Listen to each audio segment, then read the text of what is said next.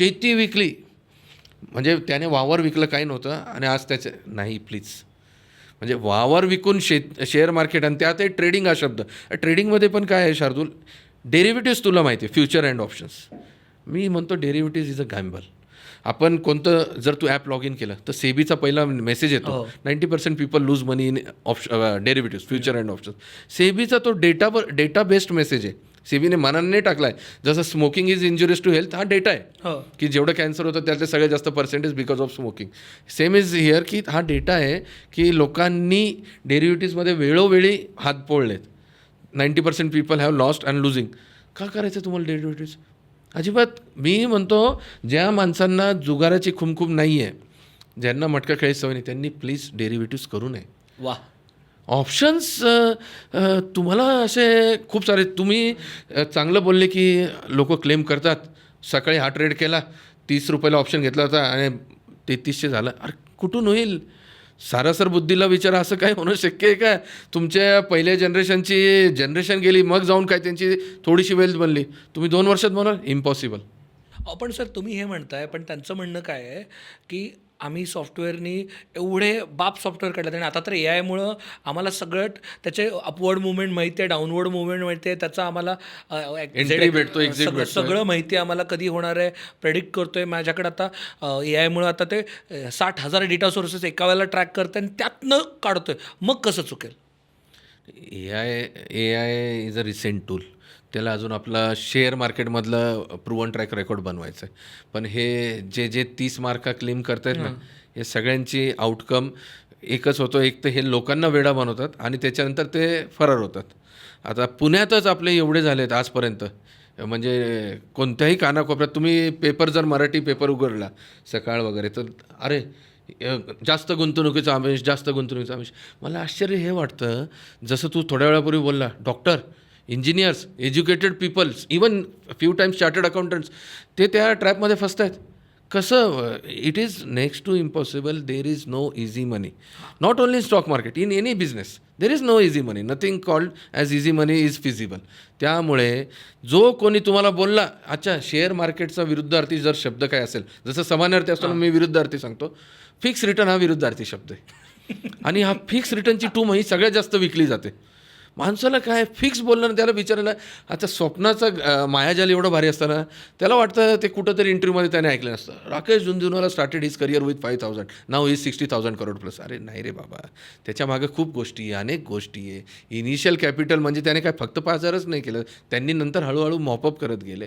आणि एखादी दंतकथा झाली, इन्फोसिसच्या ड्रायव्हरला 20 कोटीचे share.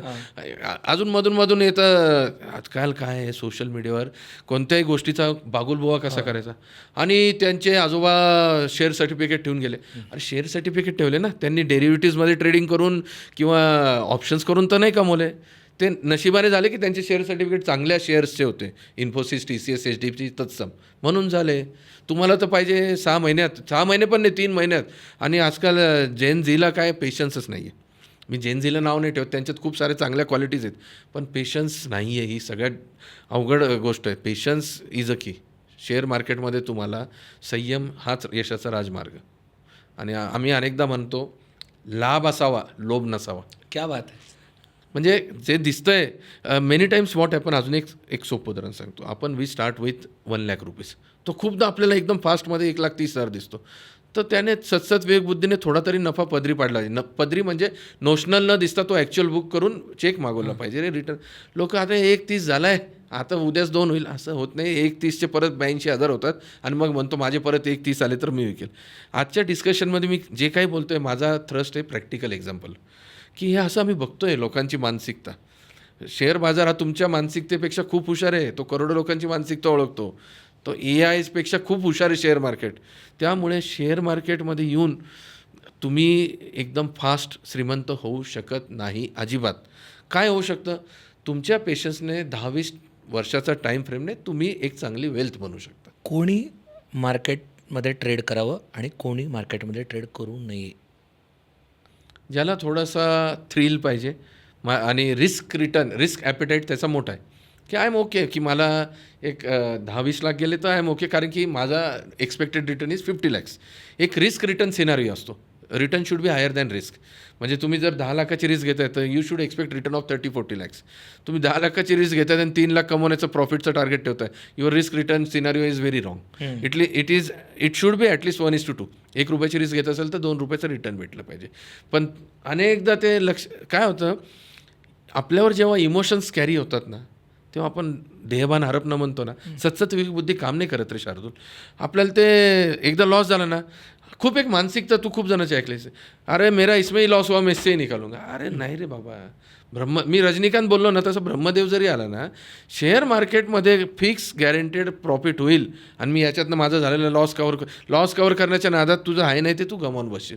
Please please please, share market is not for short term, share market is not for fun, share market is not easiest way.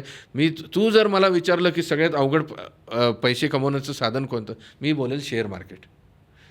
Me contradictory statement करतो. लोक काय म्हणतात द इझिएस्ट वे. अरे ते रील्समुळे लोक परेशान होतात. कशाला रोजचे बिझनेस करतात, मी 15 मिनटं ट्रेड करतो आणि रोजचे 2 लाख ते काय दाखवतात. काय मी तर नाही कमवले बाबा कधी, मी कोणाला पाहिले नाही असे की 15 मिनटात केले.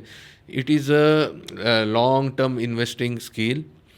त्यामध्ये तुम्हाला संयम, पेशन्स, रिस्क किती घेणार सगळं कॅल्क्युलेटेड करावं लागतं. It's a risky affair share market. आणि जर तुम्हाला ती मी एक नक्की आवर्जून सांगू इच्छितो, if you are senior citizen 60-65च्या वर्षाचे, तुम्ही नवीन शेअर मार्केटचा विचार करू नये. तुम्हाला रिटर्न्स जास्त पाहिजे, go for mutual fund. Experts are managing your funds. तर तिथं परतावा कमी आहे, पण ठीक आहे, तुमच्या बँकच्यापेक्षा ही चांगलाच आहे, ऑलमोस्ट डबल आहे, गो फॉर दॅट.